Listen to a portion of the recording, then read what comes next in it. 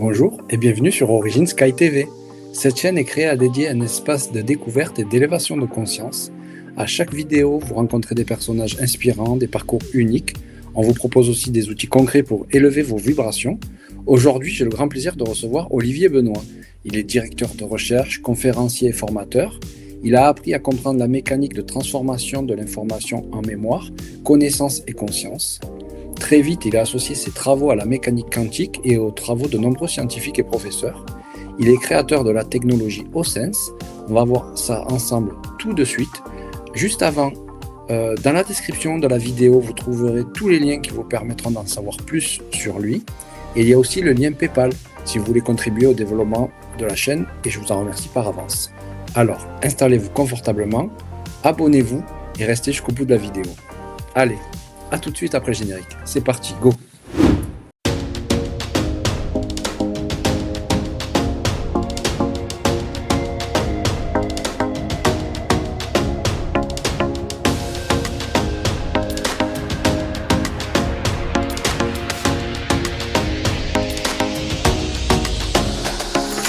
Olivier Benoît, bonjour, comment vas-tu?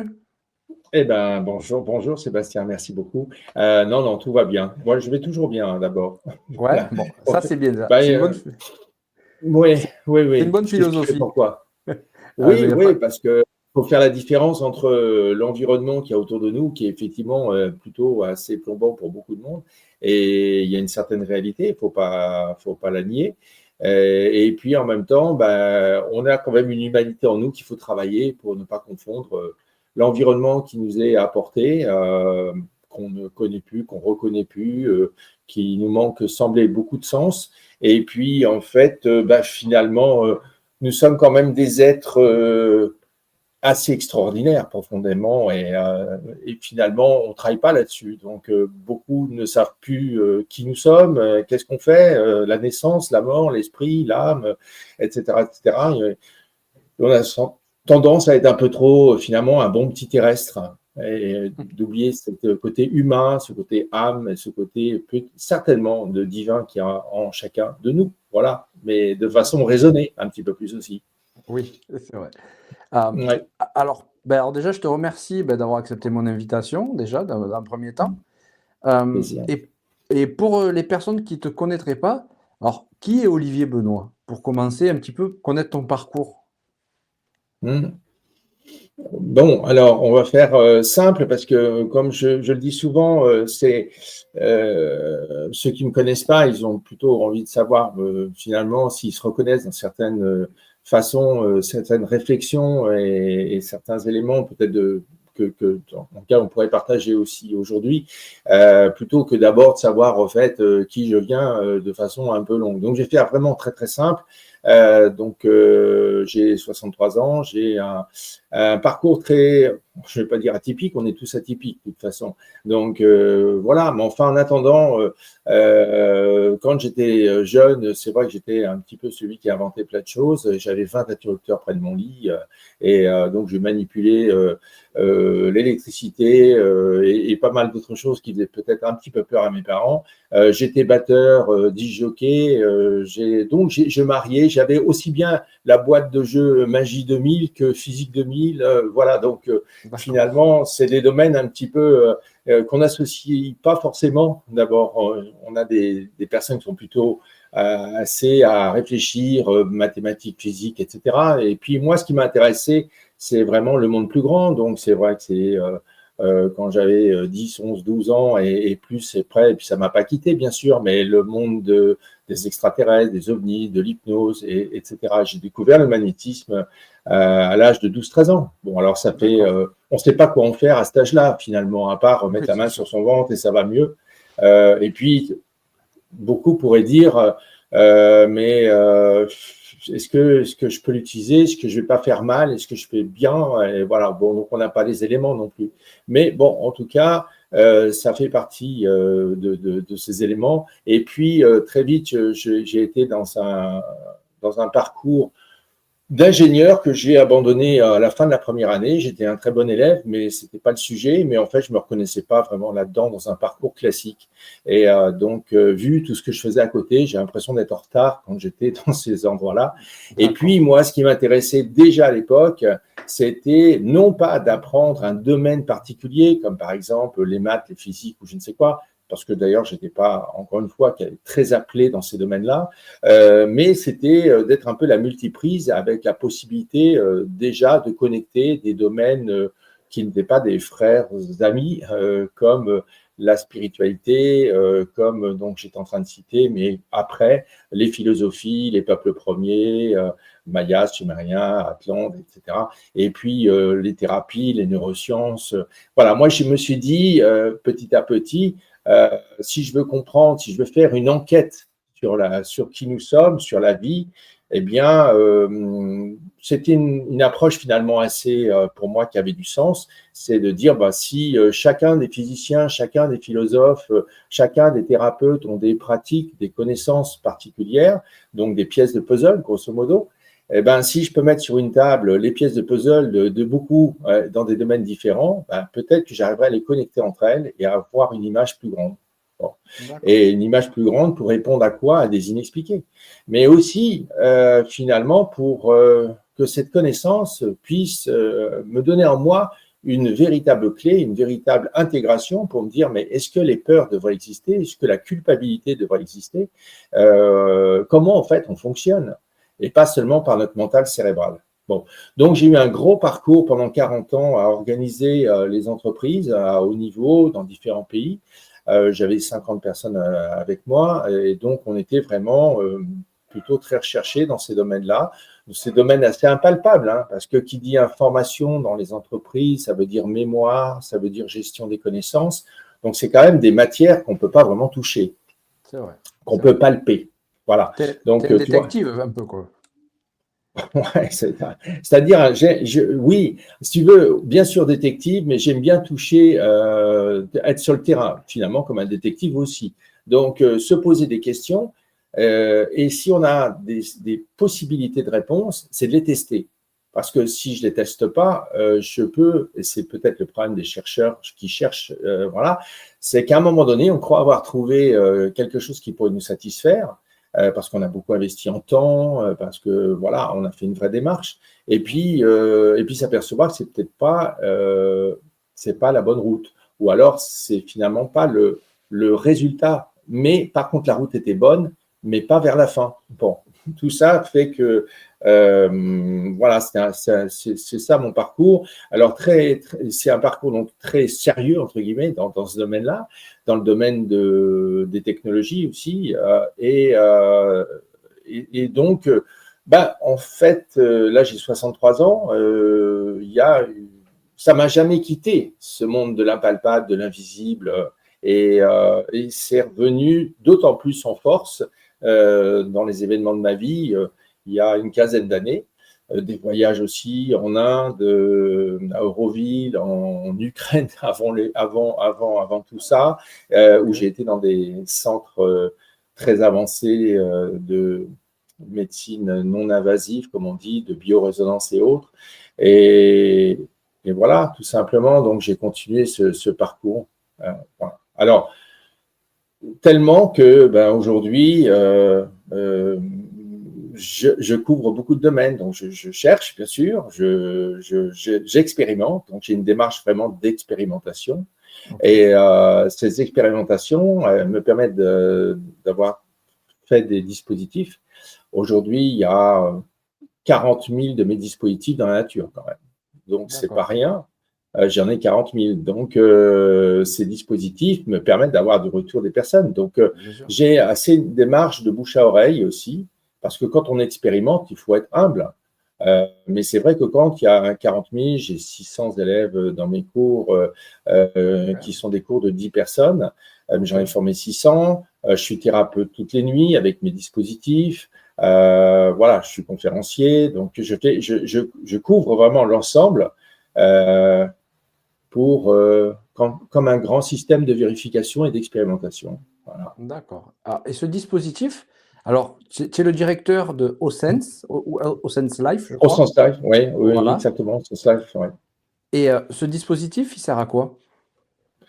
Bah, en fait, d'abord, toute cette notion de multiprise que je fais depuis des années et que je continue par rapport à ce que j'entends, un matériel qui a été inventé par quelqu'un, une théorie nouvelle, etc. Je mets à l'épreuve ce que j'ai trouvé par rapport à toutes les personnes que j'entends ou les dispositifs que j'achète. J'ai une cinquantaine de machines chez moi. Donc voilà, j'expérimente tout le temps.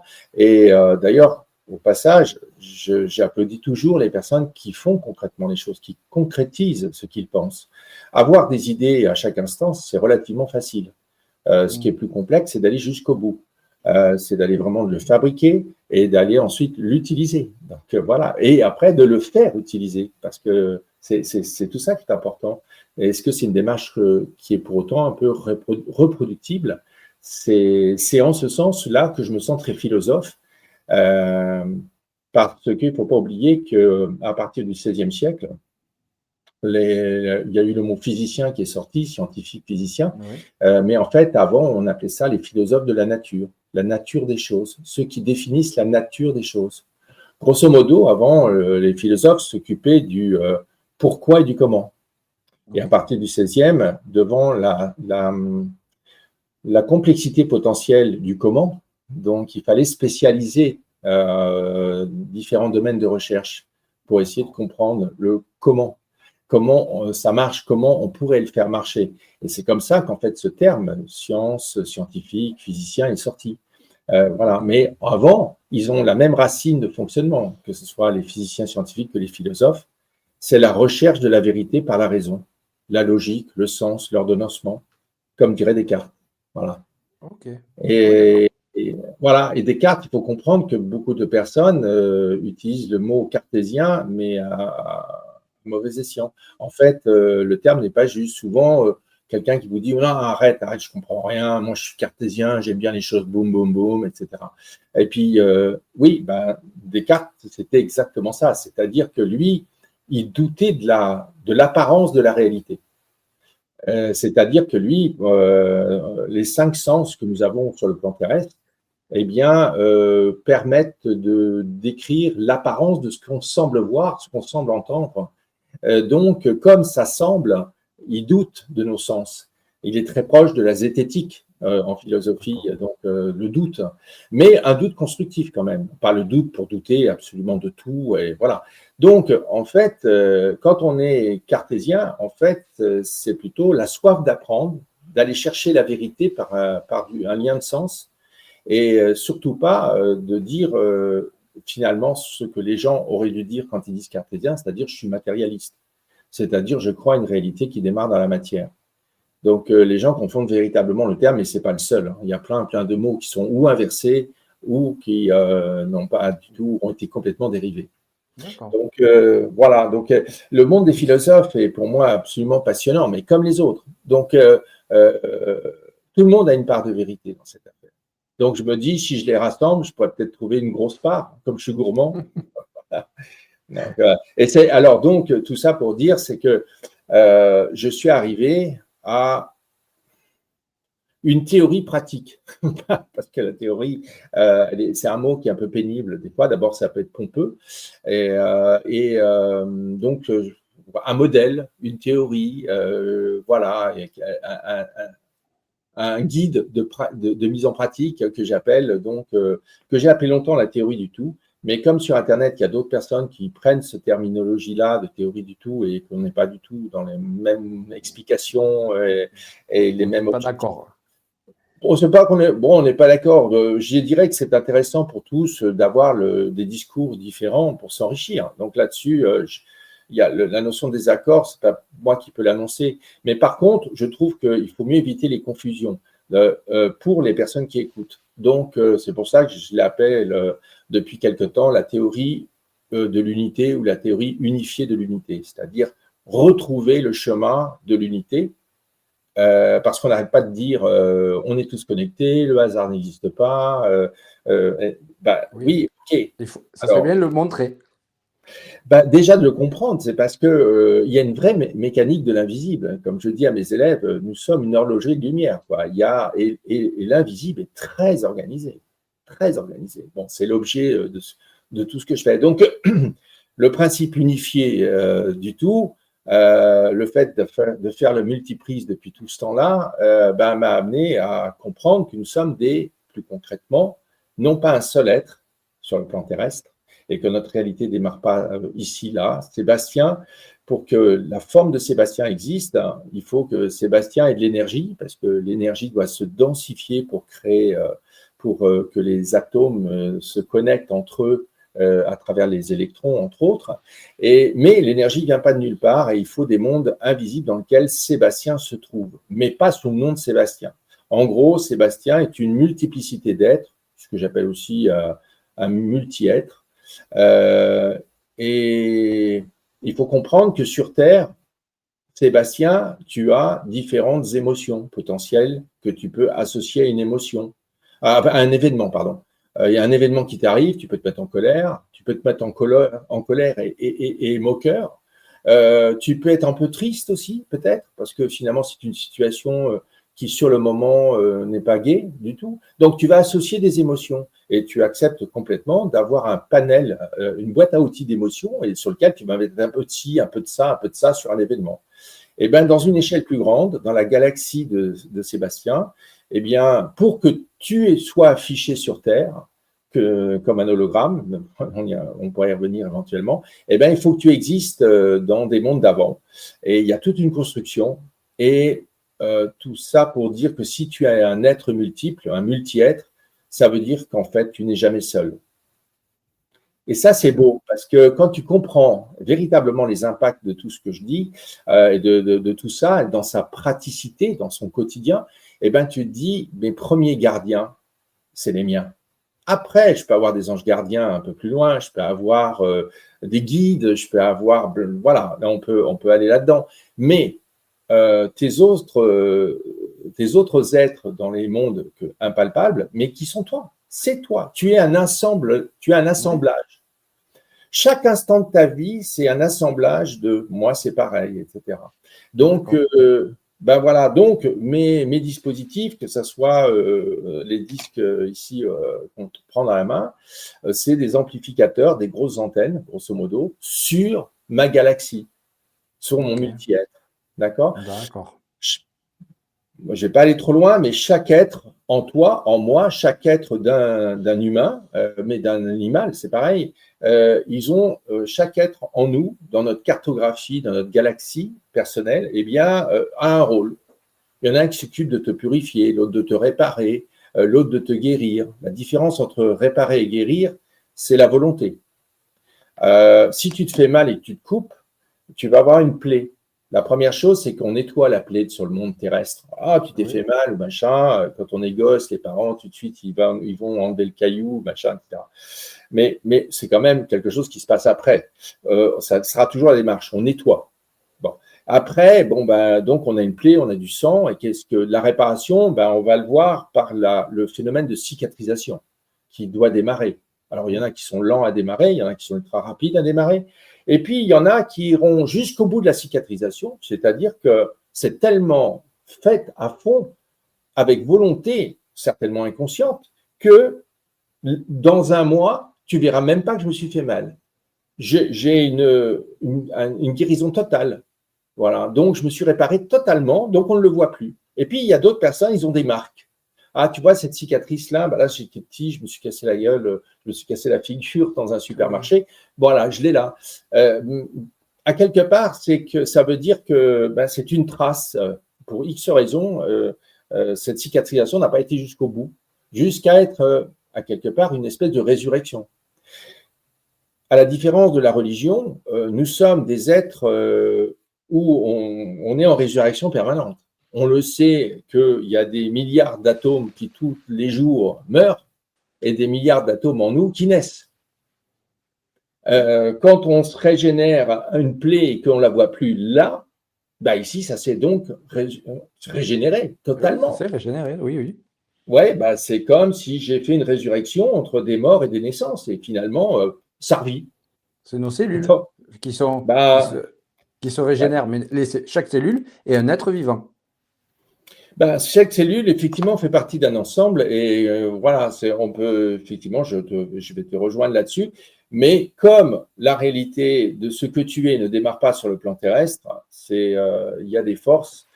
Là, tu rentres sur un sujet qui est passionnant, hein. Excuse-moi, Non, non, je mais vais un peu moi, développer.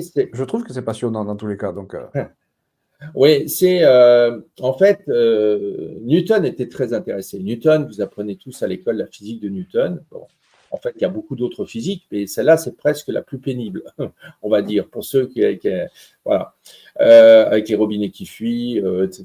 Donc, on nous apprend à l'école. Bon, dans combien de temps la baignoire sera remplie? Enfin bon, et c'est pas toujours rigolo. Mais Newton était un grand alchimiste. Donc, lui, ce qui l'intéressait, c'est la compréhension de la force invisible qui existe en toute chose qui génère la persistance d'exister. Je donne un exemple. Tu as une paire de lunettes, moi aussi. En fait, cette paire de lunettes, si on est complètement matérialiste, si on veut, ça nous pose un os. Pourquoi? Parce que cette paire de lunettes, comme la tienne, imaginons qu'on l'a achetée il y a 3 ans, suite à des examens, machin. Donc, il y a des bras métalliques, il y a des choses translucides, on va dire du verre, bon, on va faire simple. Donc, ça veut dire que si je regarde au microscope, à un moment donné, si je vais très profond, très dans l'infiniment petit, je verrai des atomes avec des électrons. Et des électrons qui sont connectés entre eux, qui, au bout du compte, dessinent ma paire de lunettes, mes branches, mes petits coussinets, etc. Mais pourquoi ces électrons restent connectés? Les philosophes, depuis très longtemps, appellent ça le conatus. Donc le conatus, c'était dès le IIe siècle avant Jésus-Christ. On parle de conatus, c'est-à-dire quelle est la force invisible qui continue à dire aux électrons de cette paire de lunettes, tu restes connecté, mon grand. Parce que sinon, ma paire de lunettes, elle disparaît. oui. Si les atomes arrêtaient, mais pourquoi les atomes s'arrêteraient de se connecter avec le copain? Mais pareil pour toi, ton corps de carbone, ok, tu as donc des molécules de carbone, donc en fait tu as des particules, et en dessous des particules, des atomes et des électrons. Mais pourquoi, Sébastien, tu restes encore là dans 1 heure, dans 5 minutes, dans 3 secondes? Ces milliards d'atomes qui sont connectés à tous ces électrons, ces cellules, comme tu disais tout à l'heure, et pourquoi ils restent connectés? Qui leur a donné l'ordre? Pourquoi ils ne se barrent pas? Donc, la vie est beaucoup plus mystérieuse qu'on le pense. Ça veut dire que véritablement, avant l'énergie, c'est-à-dire l'énergie, ce que tu étais en train d'évoquer, ça veut dire qu'il y a une force invisible, comme une trame d'une toile d'araignée, qui amènerait les électrons à dire tu es les atomes, tu es ces grains d'énergie, tu es sur cette espèce de trame, comme une toile d'araignée invisible, et tu dessines Sébastien, et tant que je te donne la trame, tu restes Sébastien. C'est l'être Mais donc, énergétique qui est invisible finalement, qui donne cet ordre quelque part, non? non, l'être énergie, c'est déjà juste avant la matière. Il y a bien évidemment d'autres choses. Alors que D'accord. là aussi, imagine que l'énergie, ce soit le maçon avec ses agglos, avec son ciment.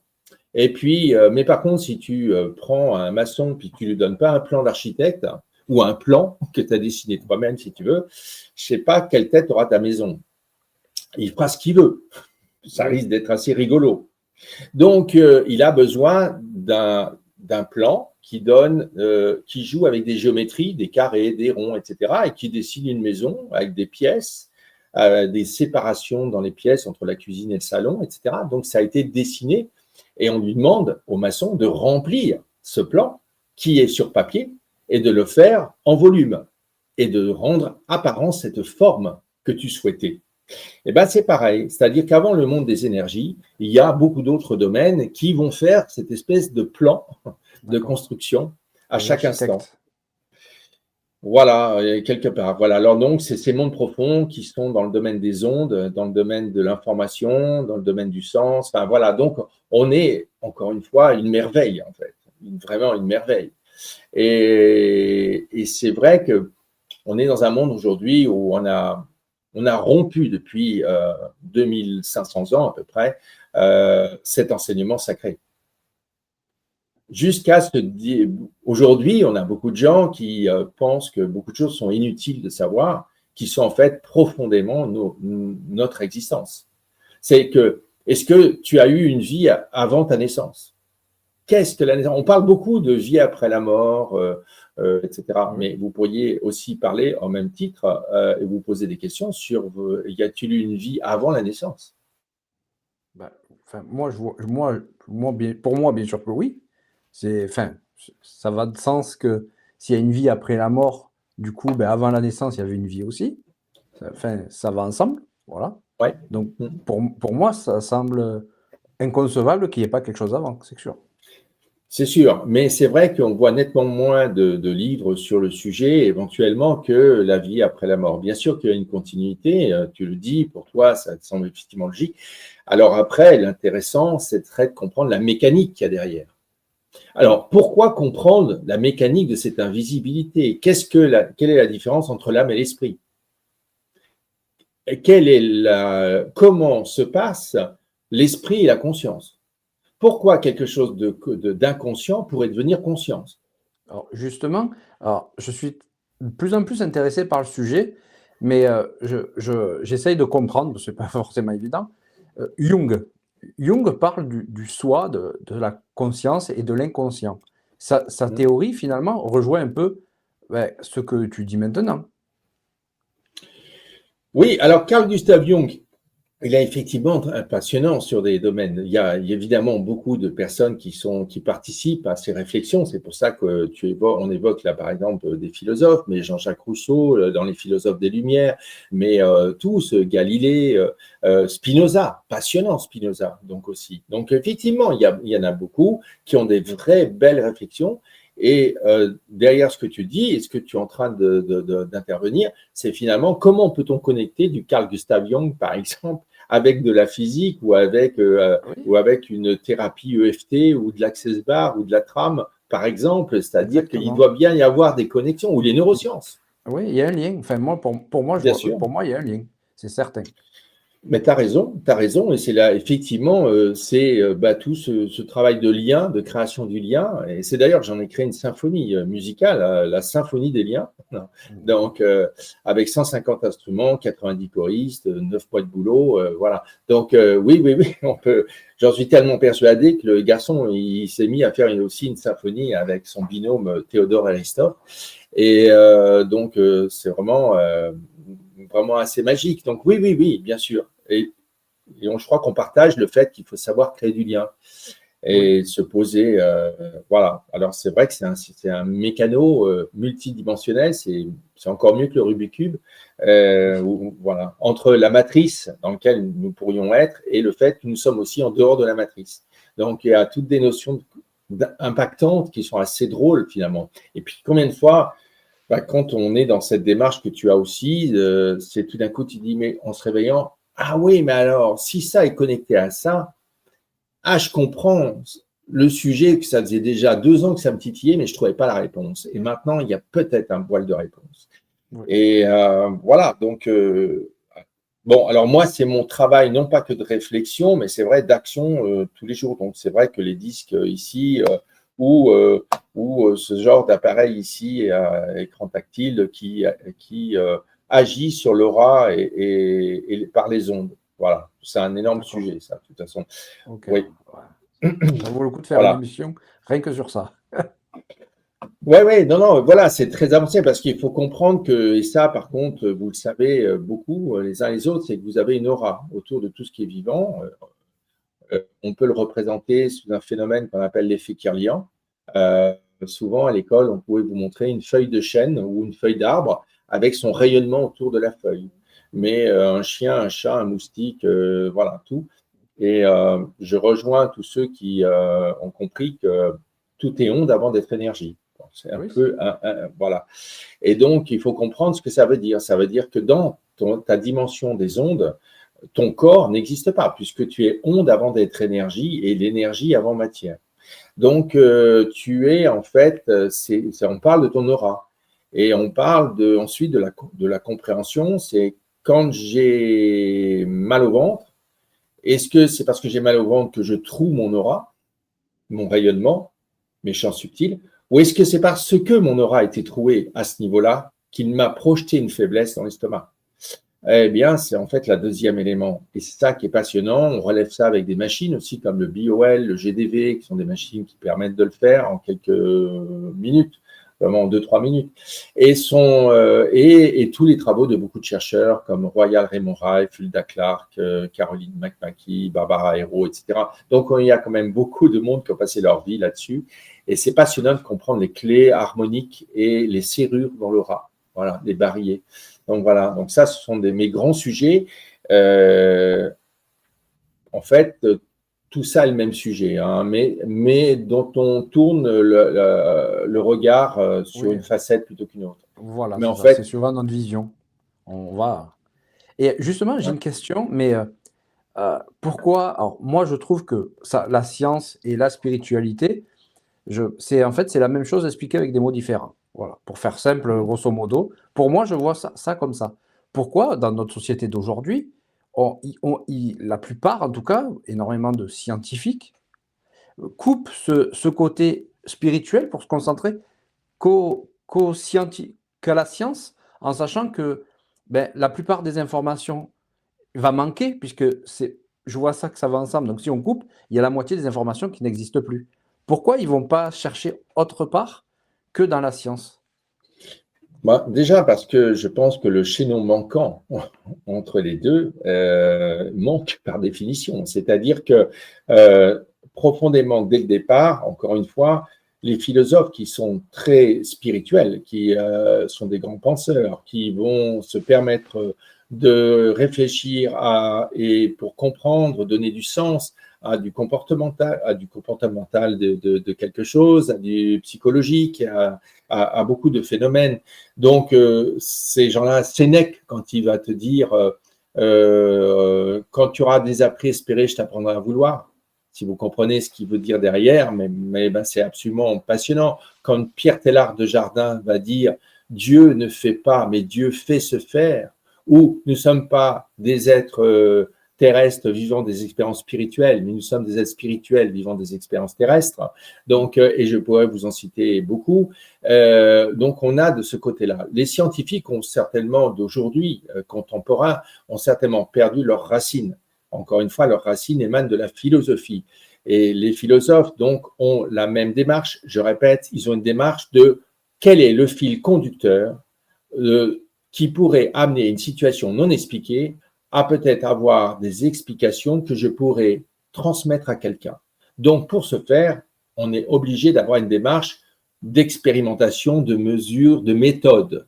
Donc, les philosophes et les physiciens, les scientifiques ont une méthode en place. Maintenant, ils n'ont pas la même façon de voir le sujet, comme tu es en train de le dire, c'est-à-dire que les physiciens vont plutôt partir de la matière, de l'environnement bien matérialisé, du corps terrestre et de toutes les lois terrestres d'abord, et ils vont parler d'anomalies quand ils ne comprennent pas quelque chose. Bon. Oui. Donc, c'est ça qui est rigolo, c'est qu'ils parlent parce qu'à force d'essayer d'objectiver une réalité terrestre, eh bien, pour reprendre leurs termes, hein, parce que c'est les leurs, eh bien, s'ils butent sur quelque chose, eh bien, ils butent sur quelque chose. Bon. Ils vont, en général aussi, le domaine scientifique pur, pendant longtemps, ils ont été donc bloqués sur ce qu'ils savaient. Si je peux te couper, excuse-moi, mais ce qu'on entend souvent, c'est qu'un scientifique, quand il comprend pas quelque chose, c'est que ça n'existe pas. Oui, évidemment, puisqu'il parle il parle du point de départ qui est l'environnement matérialisé, matérialiste. Donc, avec des physiques qu'il comprend. Donc, essentiellement, il y a eu la physique de Newton, la physique des fluides, la physique, bon, après, il a continué à avancer. Aujourd'hui, enfin, au départ de la physique quantique, les physiciens classiques, on va dire, ne comprenaient pas les physiciens quanticiens. Ils n'imaginaient même pas comment on peut prétendre que la réalité va changer si je l'observe ou je ne l'observe pas. La physique quantique parle de onde énergie-matière, la physique de Newton parle de physique-matière, donc la physique quantique parle de l'onde, parle de la probabilité d'onde, donc parle de probabilité, parle de relativité du temps. Donc, même Einstein a passé sa dernière partie de sa vie dans les années 1945-50 à essayer de trouver la théorie des cordes pour accorder l'infiniment petit et l'infiniment grand. Donc, à cette époque-là, la physique quantique, c'était quand même, c'était pas les pairs pour dire, je ne sais pas si à ce moment-là, il y avait une espèce de rupture. Bon, donc, quand on pourrait se rappeler qu'en 1900, beaucoup disaient qu'une locomotive avec des roues en fer sur des rails en fer allait patiner, créer des étincelles et on allait tout péter.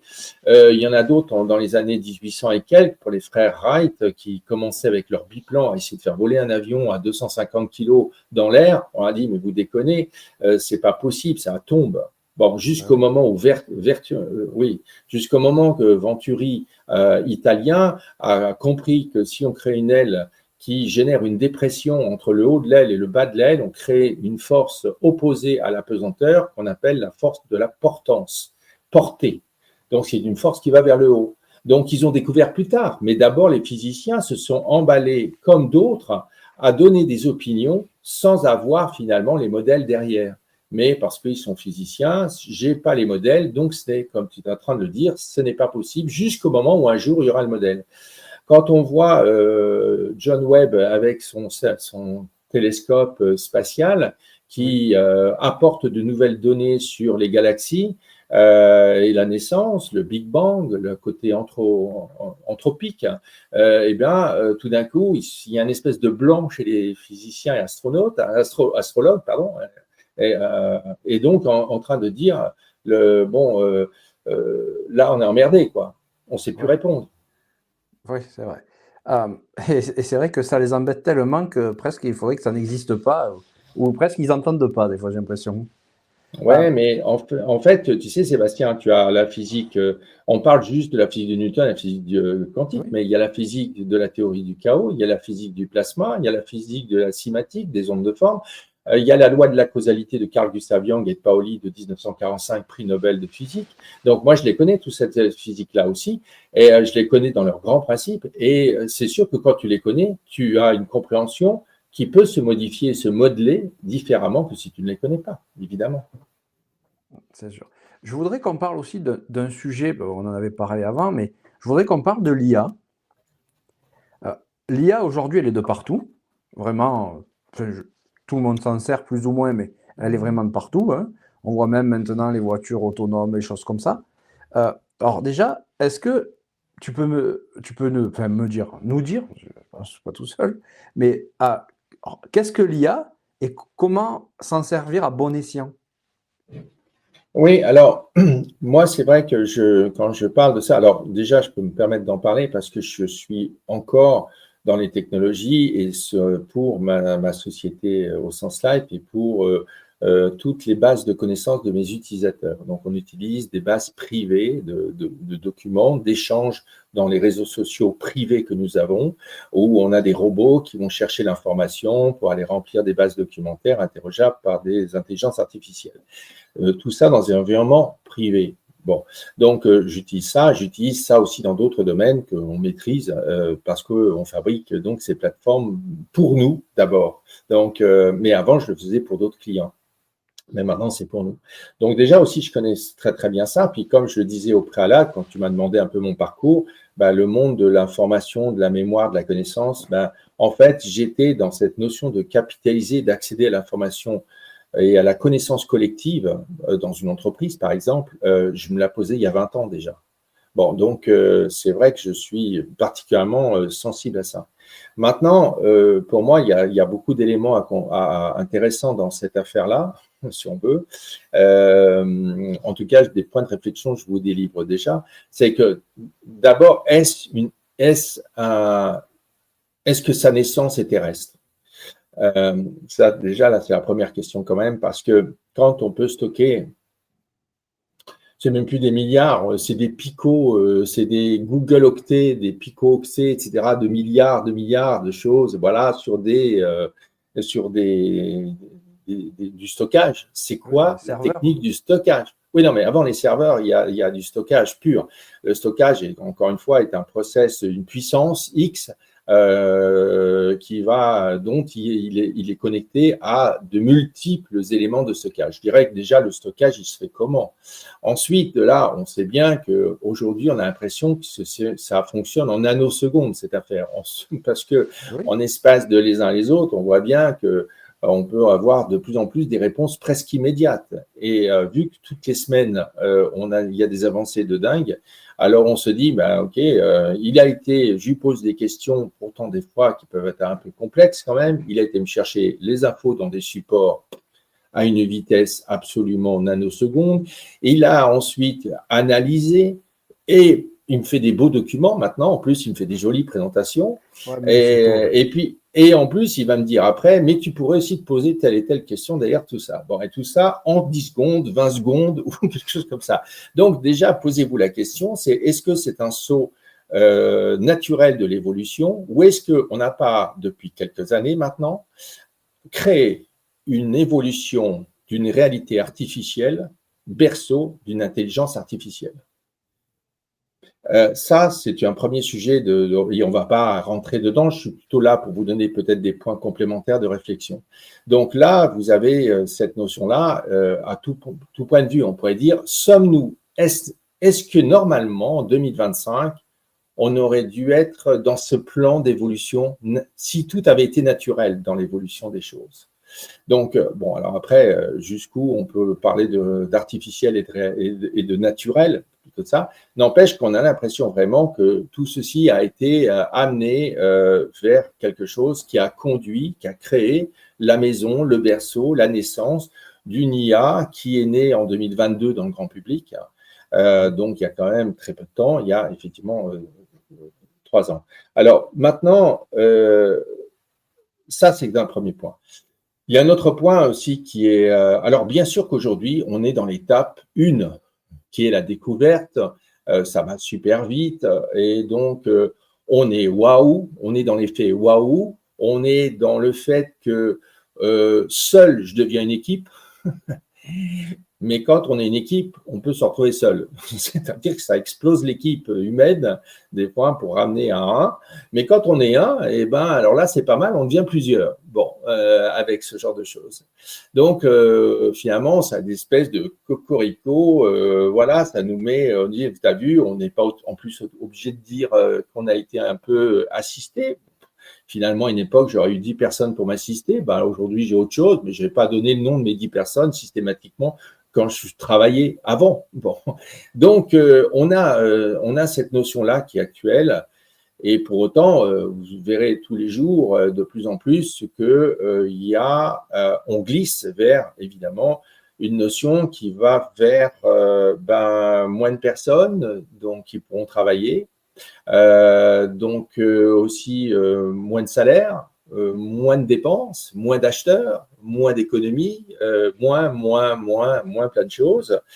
Et je rejoins tous les grands spécialistes qui disent que peut-être que dans un an, on sera vraiment dans un tel écroulement qui aujourd'hui, sur les grandes entreprises qu'on trouve dans d'autres pays, hein, les États-Unis et d'autres, on a déjà ce phénomène où les entreprises maigrissent à vue d'œil.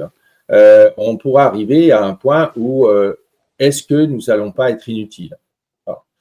Là, encore une fois, j'ai pas envie de développer là, je pense que ce n'est pas du tout l'objet, mais on peut se poser cette question-là. Et ensuite de là, un peu comme dans le 5e élément de Luc Besson il y a quelques années, où on voit cette femme qui regarde par le hublot et puis regarde des ordinateurs à un moment donné vers la fin du film avec les guerres mondiales, avec tous des désastres. Elle prend l'alphabet, en fait, elle enregistre tous les mots de l'alphabet avec les images et à quoi ça correspond. Et là, elle en arriverait à ce qu'une IA pourrait arriver, c'est de se dire, mais est-ce que le terrien n'est pas un nuisible? Est-ce qu'on n'est pas un rat? Donc après, le côté inutile, est-ce qu'on n'est pas un nuisible? Le problème qu'il va y avoir, c'est que on va rentrer dans des guerres d'IA. Pourquoi? Parce qu'aujourd'hui, la phase 1 du waouh, eh ben, on apprend aussi, ou en tout cas, on utilise pour certains sur Terre, à des fins un peu de créer des réalités qui sont fausses, qu'on prend pour du vrai. C'est-à-dire, je caricature et vous m'en excuserez, est-ce qu'on ne l'apprendrait pas un peu à créer du mensonge?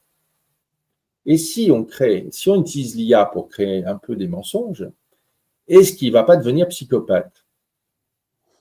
C'est quand même des éléments. Maintenant, parce que le problème qu'il y a, si on arrive à ce côté nuisible dans les 4 ans qui arrivent, parce que c'est à peu près le timing qu'annonce un certain nombre de personnes, et je les rejoins, et bien là, on pourrait se dire, OK, vu qu'il y a différents modèles d'IA aujourd'hui déjà sur le marché et que les grands acteurs sont déjà plus ou moins établis, on en aura d'autres bien évidemment, mais grosso modo, on a à peu près un panel.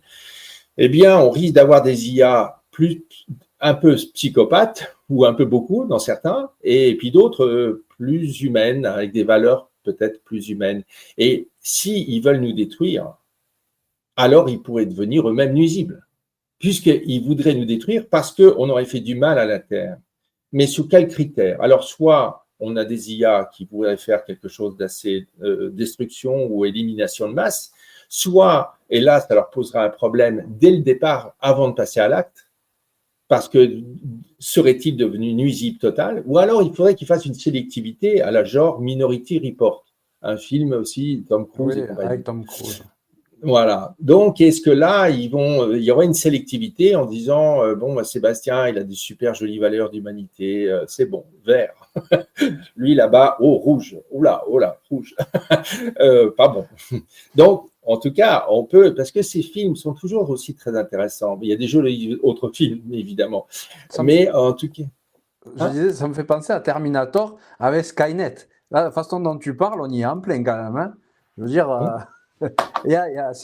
c'est un film finalement, il est très vieux, mais on pourrait dire qu'il est d'actualité presque aujourd'hui, quoi.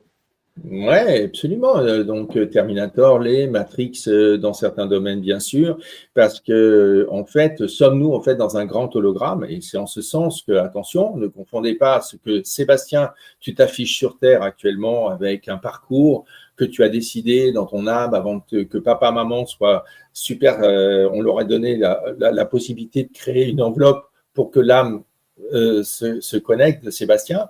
Donc, tes parents sont les parents de ton corps physique, d'avoir créé, te donner la possibilité à ton âme de te connecter. À ce moment-là, vous vous rendez compte, enfin, ce qui est génial, parce que en même temps, tes parents terrestres ne sont pas les parents de ton âme. Donc, il y a des choses absolument, si on veut rentrer là-dedans, à contrebalancer que j'adore et qui fait que, quand tu me posais la question, Olivier, comment vas-tu? Je sais faire la différence entre ce qu'on pourrait nous apparaître dans cette matrice et ce que je suis en dehors de la matrice. Voilà, tout simplement. Donc là, on est en train de parler dans la matrice, mais n'oubliez pas que vous y êtes et en même temps, vous êtes de l'autre côté. Donc, il faut avoir les outils et la compréhension pour pouvoir être puissant, pour éliminer des peurs et des culpabilités qui vous permettraient d'agir en conscience depuis la partie que vous êtes en dehors de la matrice. C'est ça les grands enjeux, en fait, que je suis en train. Je remets une parenthèse sur l'humanité et sur le fait que, attention, OK, bien sûr que tout ça si ça existe, c'est que ça doit exister, mais en même temps, c'est vrai que ça amènera un certain nombre d'entre nous sur un paquebot genre Titanic et il y en a quelques places qui seront dans l'arche avec les animaux. Il n'y a pas que les animaux, cette fois-ci, ils ont fait des extensions dans l'arche, ils ont créé des étages supplémentaires, donc il y a quand même un peu de place pour nous. Mais si tu veux, voilà, c'est cette notion, effectivement. Maintenant, la grande question qui est derrière, c'est encore, parce que c'est cubique, c'est polymorphe notre affaire. Donc il y a des différentes lignes, mais il y a la ligne du temps. Il y a ce qu'on appelle la performance dans le monde du travail. Il y a je cours après le temps. Alors, on pourrait aussi raccorder ça au fait que la Terre, et ça, on commence à avoir des bouquins scientifiques là-dessus, comme quoi il y aurait une accélération du temps liée, alors certains vont parler de la résonance de Schumann, mais ça, ce n'est pas les physiciens qui vous parleront particulièrement sous ces termes-là, mais par contre, qu'ils aient observé une accélération de la rotation, par exemple. Ou des perturbations, est-ce que ça serait les prémices, encore une fois, d'un renversement des pôles magnétiques ou pas? Bon, voilà, il y a beaucoup d'éléments là-dedans. Mais n'empêche que les uns et les autres, on a des ressentis où on se dit, mais j'avais l'impression qu'une journée, il y a 10 ans, j'avais plus de temps pour faire les choses. On se dit, mais la journée, la semaine, le week-end, les vacances, mais ça va vite. on vient de passer une année là bientôt. Alors le début d'année, c'est rigolo, c'est qu'en général, on a l'impression que ça s'installe avec une vitesse correcte. Et puis, plus ça va, plus on se dit, ça avance vite. Plus ça avance vite. C'est rigolo comment ça se passe. Alors, il y en a qui disent, oui, c'est parce que tu vieillis d'année en année, donc tu, c'est pas que tu perds la boule, mais je sais pas quoi. Mais en tout cas, on a une notion comme si on avait une restriction du temps. On avait moins. En fait, c'est comme si je regarde un YouTube à une vitesse de 1,5 fois. C'est-à-dire la structure du temps est la même dans ma journée.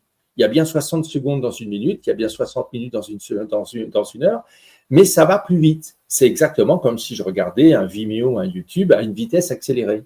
Oui. Alors, on a l'impression d'être dans cette étape-là. Et on a l'impression que les gens veulent courir à travers ça. Et c'est pour ça que l'IA est déjà saluée aujourd'hui parce que ça fait gagner du temps.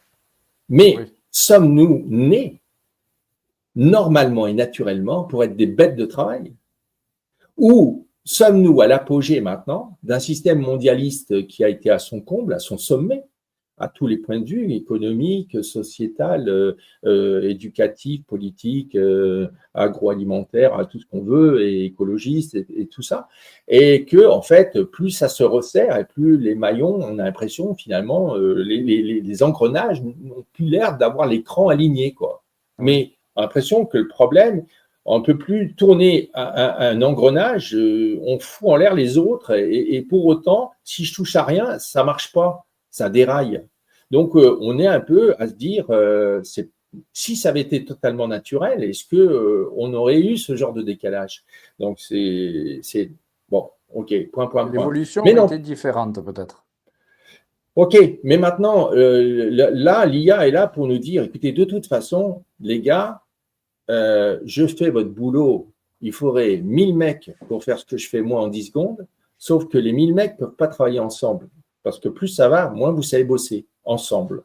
Et de toute façon, même le ensemble fera que vous arriverez à autre chose, peut-être génial, mais vous ne le ferez pas en 10 secondes. Maintenant, la notion est, pourquoi je devrais mettre 10 secondes? Et au fait, et là, en ce sens, est-ce que tout ça aurait un impact libératoire pour d'autres modèles que certains appellent le nouveau monde, la 5D, etc., etc. C'est des très jolis sujets de réflexion, absolument. Est-ce que tout ceci n'est pas là pour nous ramener sur le chemin de tu es terrien, pour être terrien, tu es humain, pour être humain, tu as une âme, moi j'appelle ça un améen, et pour être améen, tu dois être connecté à une part de divin, parce que tout est connecté, au bout du compte, sur un espèce de lumière mère, christique, comme vous voulez, peu importe, mais que finalement tout est connecté, et oui. Donc, ok, j'ai du mal à imaginer tout ça, mais c'est pas débile de l'imaginer pour autant. Donc, terrien, humain, améen, divin. Et j'ai une connexion de l'ensemble de ça, et comprenons que finalement, nous sommes tout ça. Et que donc, la partie matérialiste qui occupe 100% des choses, et comme dit Edgar Tolle, mais arrêtez de penser, vivez votre instant présent. Parce qu'il a compris qu'il y avait un seul temps sur Terre, c'est l'instant présent. Le passé, le pré et le futur ne sont pas sur la Terre. C'est des connexions dans votre galaxie, ça n'a rien à voir. Et donc, voilà, donc il y a plein d'autres éléments, et c'est ça que ça m'amuse, c'est ça qui m'anime, et c'est ça que je travaille avec des dispositifs que j'ai mis au point et que je forme les personnes, et ensuite les personnes, je les forme à être libres de se l'approprier comme ils veulent. C'est ça qui est drôle. D'accord. Et l'IA, est-ce qu'elle peut être au service aussi de la spiritualité finalement? Oui, si effectivement elle a un rôle. Mais ce qui est très intéressant, Sébastien aussi, c'est qu'on est en train de parler de 3i Atlas, etc. Donc, on entend d'autres choses qui se passent, etc. On entend qu'il devrait y avoir des révélations sur… Et ça, c'est le troisième pilier qui est intéressant.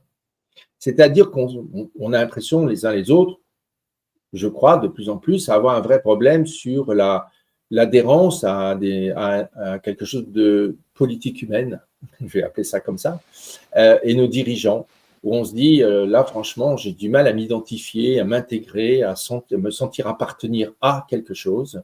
Là, franchement, j'ai l'impression plutôt que c'est waouh. Waouh, dans l'autre sens. Et puis, quand on parle effectivement de l'IA tel qu'on vient encore d'évoquer, on dit, oh là là, s'ils se battent dedans, les IA tels qu'on voyait dans les films et tout, qui veulent nous exterminer parce qu'ils nous considèrent comme nuisibles, c'est à de fortes chances d'aller jusque-là. Enfin, forte chance. On peut parler de chance ou de malchance, on s'est compris. Mais c'est une grande possibilité dans une échelle de temps, mais méga courte. Et pour autant, il y a un troisième lot, il y a un troisième acteur dans cette affaire. C'est effectivement, serions-nous, est-ce que c'est normal, est-ce que c'est imaginable de se dire quand même qu'on n'est pas les seuls modèles sur Terre, tels que les rencontres galactiques, on parle, Jean-Charles Moyen, Angie Vaudan, Anne Givaudan, etc. Mais bien évidemment que si on est ouvert dans un monde où on comprend que la réalité terrestre est un ensemble de constructions qui nous amène à ce genre d'hologramme, que donc dans cette construction, il faut ouvrons la porte à quand même des personnes qui pourraient nous donner des éléments raisonnables pour que notre pensée cérébrale conscience s'ouvre. Parce que finalement, notre conscience, elle est très petite. Hein, et ce que je démontre à mes élèves aussi, on a à peu près en fait, la vie est une roue et dans le quart ou une tarte. Et en fait, notre conscience, c'est grosso modo un quart de ce qu'il y a. Il y a les trois autres quarts qu'il faut reconquérir. Pour moi, l'inconscience est une conscience oubliée. Oui, et donc, alors ça, c'est vrai. Et voilà. Donc, mais c'est une conscience oubliée par qui? Par la conscience. Pourquoi? Parce qu'à la naissance sur Terre, vous avez le voile de l'oubli, qu'on appelle en philosophie aletheia. L'été, c'est la déesse de l'oubli, et quand en grec vous mettez un A devant, c'est la négation de l'oubli. Donc en gros, n'oublie pas qui tu es. Donc, c'est-à-dire, en philosophie, on dit, il n'y a qu'une seule vérité, mais chacun de nous, on doit la dévoiler de manière différente. C'est-à-dire, on a des voiles qui ne sont pas les mêmes chez Sébastien qu'Olivier. On devra les enlever différemment à travers des parcours. Et je trouve ça beau, et je trouve ça effectivement juste quand on comprend les mondes plus grands. Donc oui, l'IA pourrait être libérateur, bien évidemment, et nous remettre plutôt libérateur en nous remettant sur un chemin plus équilibré entre la matérialité, le monde de la matière et de l'émotion, le monde de l'énergie et de ce que nous sommes aussi dans ces domaines-là, qui est un vrai portail, le monde de notre existence dans le domaine des ondes, des fréquences, des vibrations et des oscillations. Donc, c'est un monde qui est très, très intéressant, passionnant parce qu'il est avant. Et le monde de l'information, le monde berceau du sens, le monde de gardien de notre grand livre d'âme qui a différents chapitres de vie.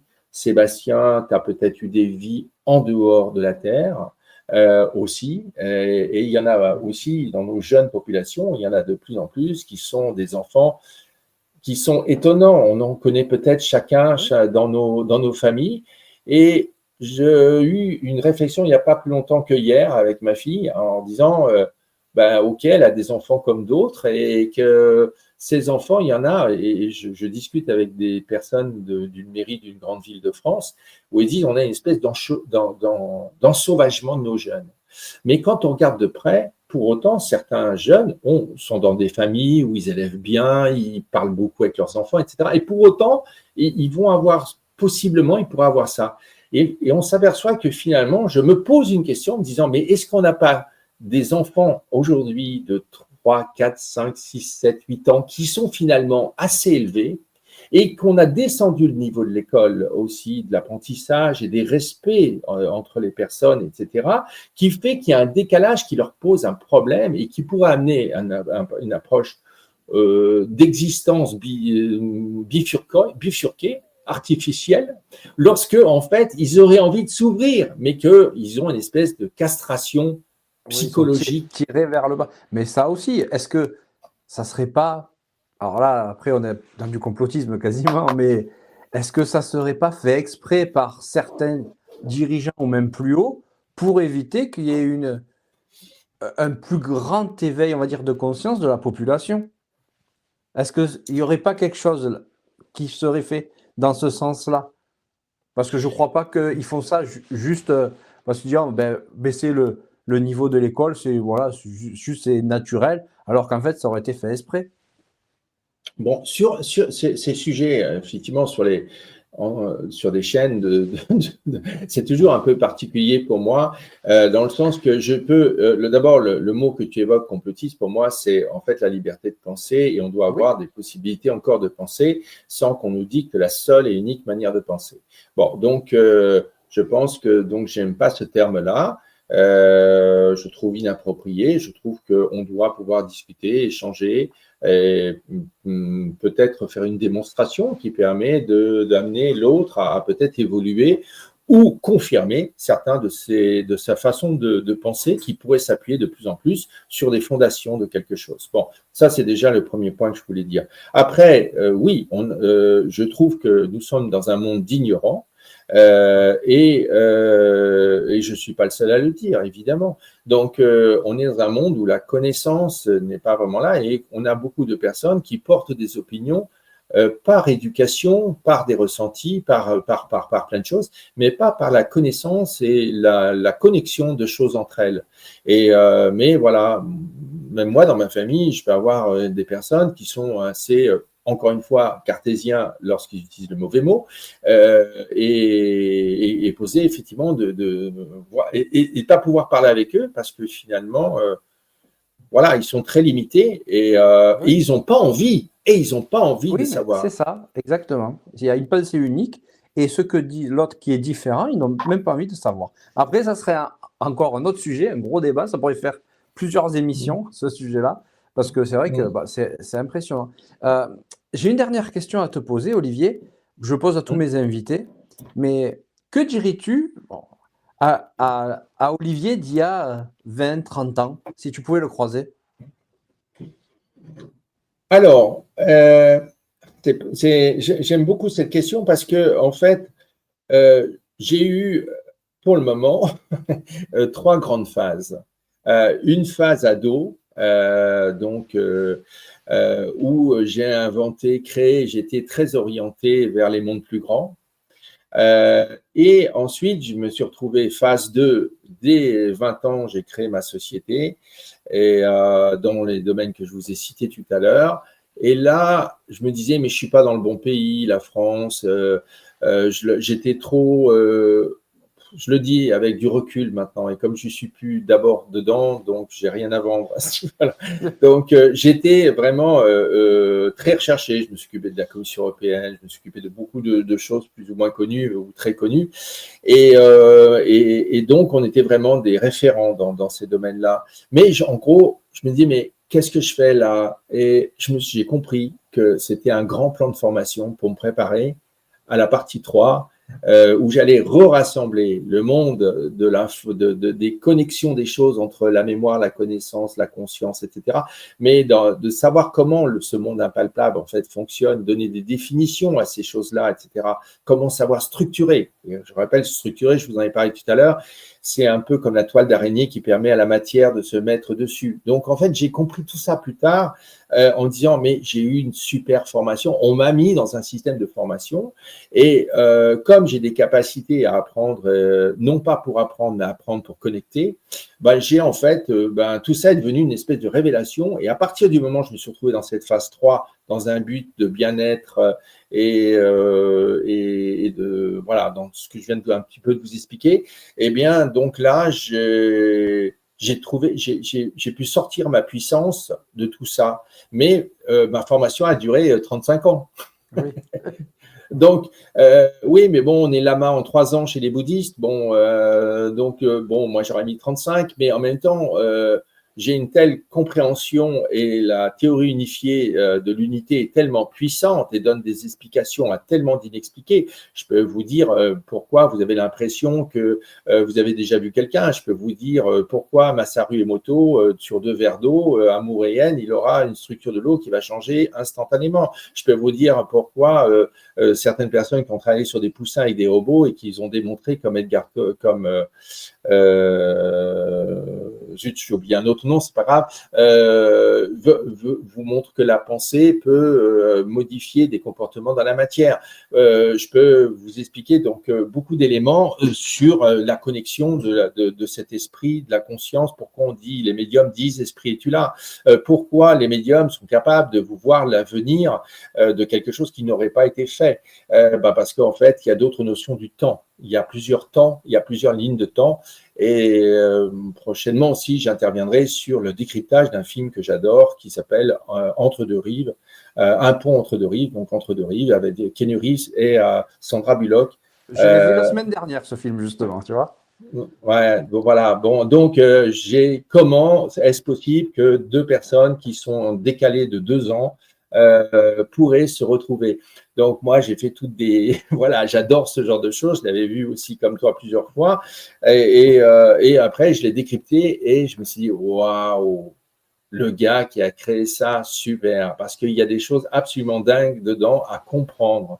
Et voilà. Et je pense que comme ce qu'on a cité tout à l'heure avec d'autres références, par exemple de films, de personnes ou autres. Donc, qu'est-ce que pourrait… Donc, écoute, tu vois, c'est ma vie, étant donné que pour moi, le maître mot, c'est d'être le cordonnier le mieux chaussé. Donc, je fais ça d'abord tout bêtement parce que je teste tout sur moi, donc déjà depuis longtemps. Et puis, je suis heureux que la vie m'ait donné la capacité à pouvoir avoir autour près de 40 000 personnes qui ont mes dispositifs et donc et de créer ces rencontres, de rencontrer de belles personnes, etc. Moi, je trouve que la vie est merveilleuse, évidemment, et je trouve qu'elle est libératoire, non pas forcément avec l'IA, mais avec la compréhension du monde de l'impalpable et comprendre que nous existons dans la matrice, mais nous existons en dehors et que le en dehors est connecté à encore des mondes encapsulés, un peu comme Interception. Bon, on va s'arrêter de mettre des références dans tous les styles. Filmographie, oui. On ne s'arrêterait pas. Tu prends Interstellar, il y en a plein des films où vraiment Interstellar, ouais. Voilà, il y a énormément de films où en fait, ça montre des choses de la vie finalement qui sont réelles, quoi, qui ne sont pas que de la science-fiction. Voilà, donc je dirais que de toute façon, j'espère que dans vos vies, les uns les autres, vous pouvez rencontrer des personnes et de suivre un enseignement sacré qui vous redonne les bases de cette compréhension de vous exister sur Terre comme, c'est pas un point final, mais c'est une conséquence de conséquences à chaque instant dans une roue. Et si vous comprenez bien comment ça fonctionne, alors culpabilité, peur, et voire peur de la situation qui est en train de se passer, dont on ne sait pas qui tient les manettes de quoi, etc., vous pourrez l'aborder d'abord avec une beaucoup plus grande sérénité. Je te remercie beaucoup, Olivier, pour ce moment, pour cet échange. Merci beaucoup. Merci, Sébastien, de m'avoir invité. Ouais, je remercie toutes les personnes qui suivent la chaîne, qui se sont abonnées, qui like, commentent, partagent, tout ça. Vraiment, merci beaucoup. Vous êtes de plus en plus nombreux et vraiment, c'est fantastique. Merci. Pour les autres qui ne sont pas encore abonnés, pensez-y. Vous appuyez sur un bouton, vous activez la cloche. Comme ça, vous ne raterez aucune émission comme celle d'aujourd'hui qui est très, très passionnante. Et voilà, quoi dire de plus, Olivier, pour ce moment, c'était super. On a appris plein de choses. On a découvert plein de choses. On a fait des liens aussi entre science et spiritualité. Donc, merci beaucoup à toi pour ce moment. Et je te souhaite une bonne soirée. À vous aussi. Je vous dis à bientôt pour une prochaine vidéo. Allez, merci à vous tous. Merci, Sébastien.